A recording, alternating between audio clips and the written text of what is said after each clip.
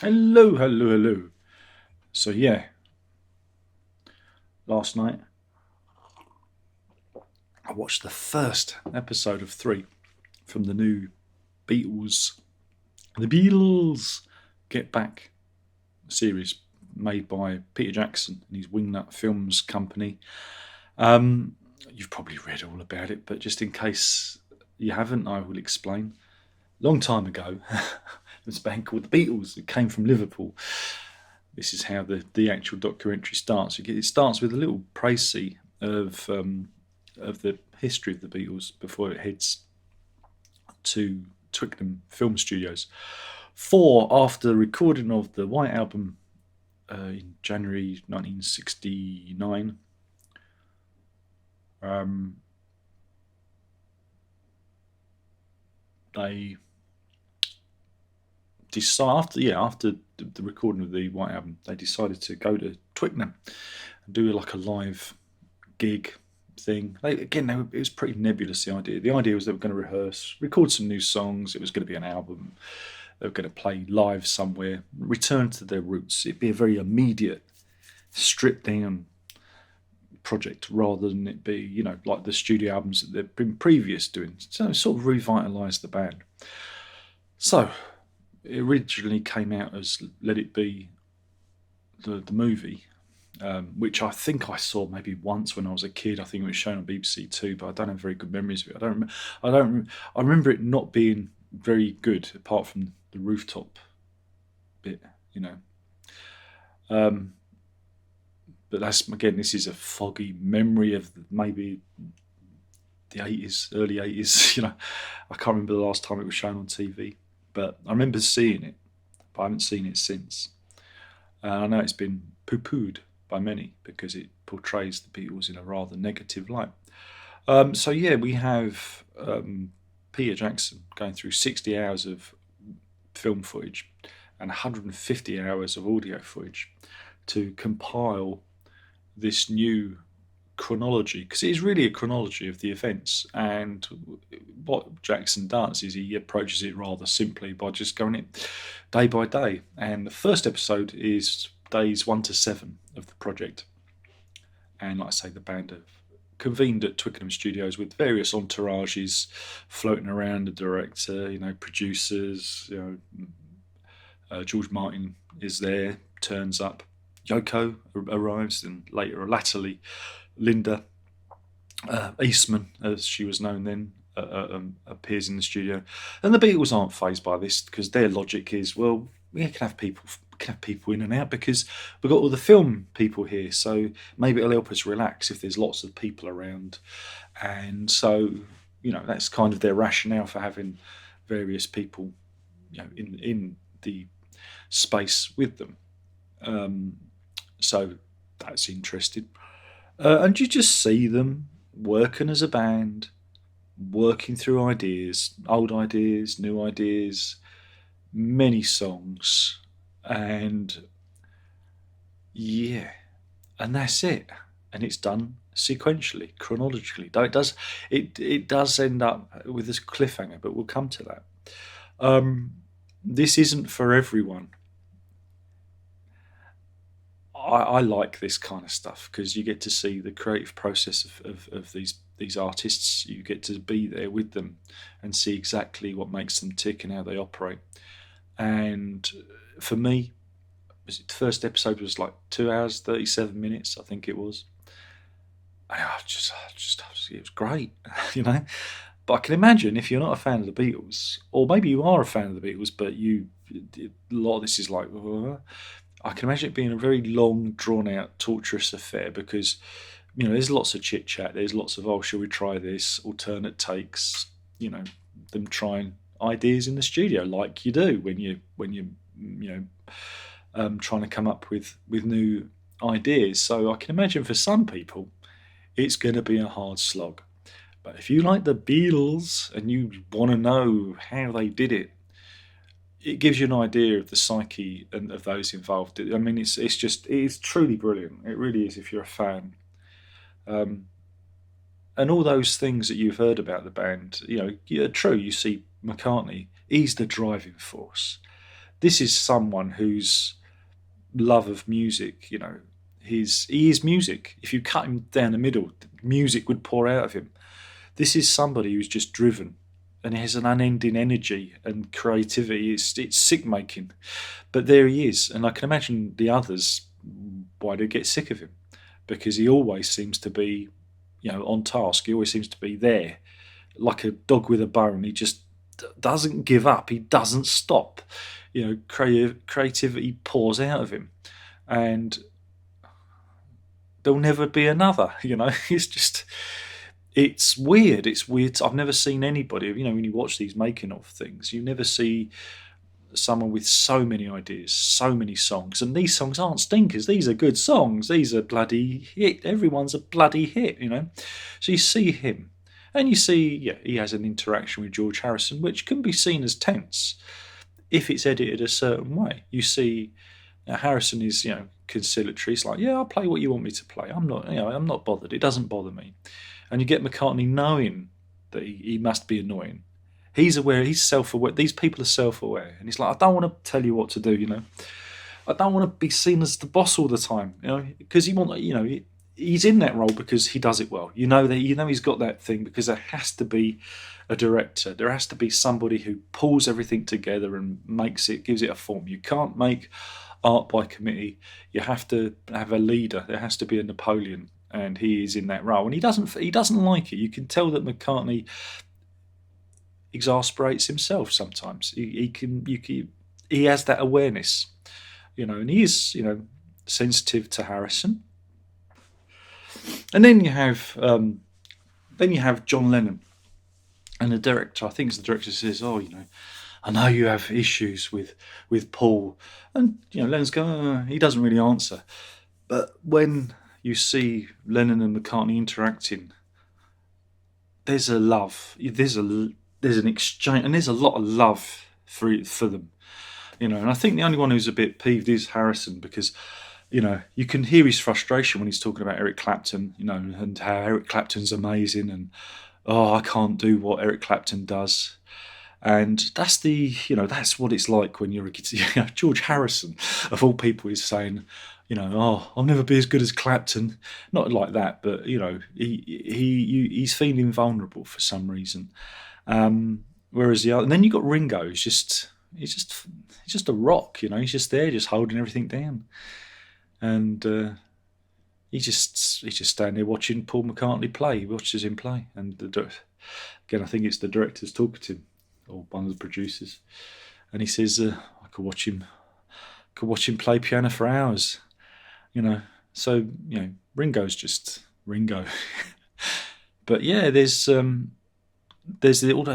this musical telepathy between McCartney and Lennon. It's just great to watch, and you see them, trying out some Lennon songs that end up being on these albums, and it's just an amazing document for you to watch if you're a hardcore fan. It's just like you're sitting there just watching it because it is so intimate, and you are so in there, and they make it look so easy. They make it look, I think, again, if you're interested in songwriting, how you construct songs, it's a fascinating study in that, because it'll give you a few ideas that you don't be afraid of the song, change things around. People, the people there, whether it's McCartney or they're all open to suggestions and to move lyrics around or change new lyrics, and it's a fascinating watch to see how they come up with these songs and how they're beaten out, and how, for example, Get Back, they do a version of it, because at the time they intercut. Again, the documentary also intercuts, if they refer to something, it'll intercut to footage of the time or a newspaper, so you have a context of what they're talking about. Like with the intro of their history, you also have like contextual. They help contextualize what they're talking about. So again, if you don't know the history of the time, or what's been going on, Peter Jackson very wisely, just very subtly intercuts some, still footage, so you know what they're referring to. And with the Get Back, the song itself, at one point, a version of it was going to be about Enoch Powell, and because I think was it the Rivers of Blood speech and things like that was happening, and they were going to do it as an anti anti Enoch Powell song.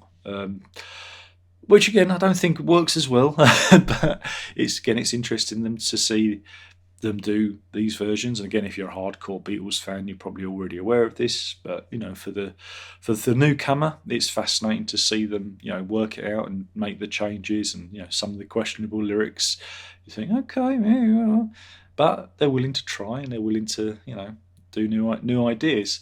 So it's a remarkable document, and it's remarkable they made so much film footage. What's also remarkable is how they don't seem to be respected by EMI, their record company. Now again, trying to get an 8-track recording equipment there, and they're offered a 4-track, and they're moaning. I think George Harrison says, EMI will do it for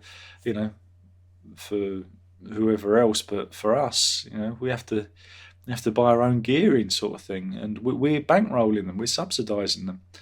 And you think, this is the Beatles, for Christ's sake. You'd think they'd be bending over. And then it comes to the actual discussion of where they're gonna play the gig, and there's lots of discussions.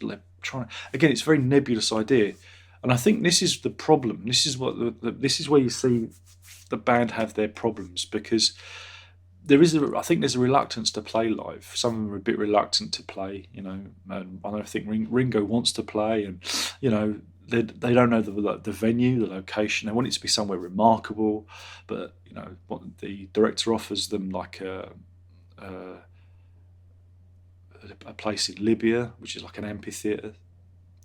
Go there, or do it on a cruise liner. And George Harrison says, I don't want to be stuck on a boat with people for a fortnight. That's like, that's it, George, you're right. And Paul McCartney saying, well, we should do it in England because that's where we're from, and so there's all this arguments, and it kind of, I think it really gets in the way. You can see why I think Harrison becomes frustrated, and why there is that kind of there's that little tetchiness creeping in, because they haven't come up with the solid. They needed to come up with the idea first, a solid idea. And again, I think it's I don't know. I think that was the main issue with that band, is if they'd have said, right, we're going to do it, whatever. McCartney's original idea was to do it in Parliament, impromptu gig in Parliament, and get arrested and beaten up by the police, which kind of comes true. But he wanted to do something controversial, to show that they still have their edge. He wanted to do something that was a little bit, left of centre. And yeah, I mean, I think that's what causes all the tension, because not only are they trying to get a set together and record, an album or collection of songs or whatever you want to call it, you've got this pressure from the producer and the director to, where are we going to play? Where's it going to be? We haven't got, time's running out. The budget. And again, George Harrison was another one who said, well, who's paying for this? Are we paying for all this? Is the record company putting up the money? And you get the feeling that without Mr. Epstein, and that was interesting. They talk about Brian Epstein, their former manager who passed. They talk about him with the utmost respect. It's like, well, since Mr. Epstein's gone, we've kind of been able to, steer this ship ourselves. It's like Dad's gone away, and I think that's the problem. Sometimes you do need, a larger than life Machiavellian manager behind the scenes directing things. You saw it with the likes of Led Zeppelin, and that you do need, and those groups in the 60s, there were many managers, guiding these bands, and it meant that they didn't have to think about it. It's another thing that gets in the way of the creative process. So, I thought it was an absolutely fascinating insight. Yeah, I'm looking forward to episode 2, because there is a cliffhanger. Spoilers. There will be spoilers, so you might want to look away. George leaves. He just says, I'm off. See you in the clubs, lads. And he's gone. And and the band come back and go, well, should we carry on then? Pretend nothing's happened, and they arse around again. They make light of it, and that's that British self-deprecating humour that we do, and that's how we do things. And that's how it ends, with George leaving and then them going to him. Was it called Cracker? Is it Cracker Box Palace or whatever it's called? The big mansion. I always thought it was funny. He was the spiritual one, but he had the biggest mansion of them all. And so yeah, it ends with them trying to beg him to come back. I wonder what happens. I can't wait for the next exciting episode. So again, I'm not sure exactly how long each episode is, but I imagine it's pretty epic. I wonder if they might ever do like an slightly edited down version to maybe a 2 hour, 2.5 an hour. For the people that aren't hardcore fans, because there's a bit in there's a bit of flab in there, but it's great if you like. Again, I'm not complaining. I don't even think I'm complaining. I'm trying to look at it from the critical eye of the people that might necessarily be like a layperson. Sometimes because there is a little bit of elbow room. I think you could get to the meat and bones of the story, but this edit is for. It's for the fans. It's for those people who want to know how the machine worked. And it's great again when George leaves. Yoko steps up to the mic and starts singing with the band. And again, she was always been cast as the person who broke up the Beatles. But there she's just sitting there doing some stitching and reading books and reading a newspaper, doing word searches, minding her own business, not interjecting, seeming to get on. There's you don't feel that there's any resentment of her being there. Even when Linda turns up, she's chatting with Yoko, she's chatting with everyone who's there, and you don't get the feeling that that's where the source of the tension is. The source of the tension is the business, the music business, the business of the music. How they're going to formalize it. The music isn't the problem, but it's that final where we're going to play. And so it does illustrate the band. But when they work together, boy, do they work together. Like I say, it's this musical telepathy. They all just click. Yeah, there's some bits that they sometimes need to work out, but they've got and the amount of songs that they're ready. They could record 2 albums, 3 albums. They just have music pouring out of them, and music, great songs held in reserve, and that's what's the eye opener. And again, it's McCartney. I know there was a series on Apple TV where McCartney talks about his music, and I could have watched 20 episodes of that, because he just goes, what about this song? What about that song? And there's so many songs, and they're all hits, and it's effortless for him. He is one of the kind. And, and I think, again, sometimes he gets a bit of an unfair press, but he is that driving force. I don't think you'd have had as much Beatles music without McCartney's steely determination, because that's what he does. I saw an interview with him in this, I guess it must have been about the mid-60s, and I think it was David Frost asked him, what would you do if you couldn't do music? And he said, well, I'd probably write songs for other people. And he said, well, what if you couldn't do that? He said, well, and he looks really blankly as if so. He goes, retire? It's like there was no other option. That was the only thing he could do, and that was a real insight, and that's the insight to the psyche of McCartney, because that's all he can do. That's but yeah, I mean, it's a great piece of work, and Jackson just does it simply. He just shows it as it is. He just lays out the timeline, because that's the best way to do it.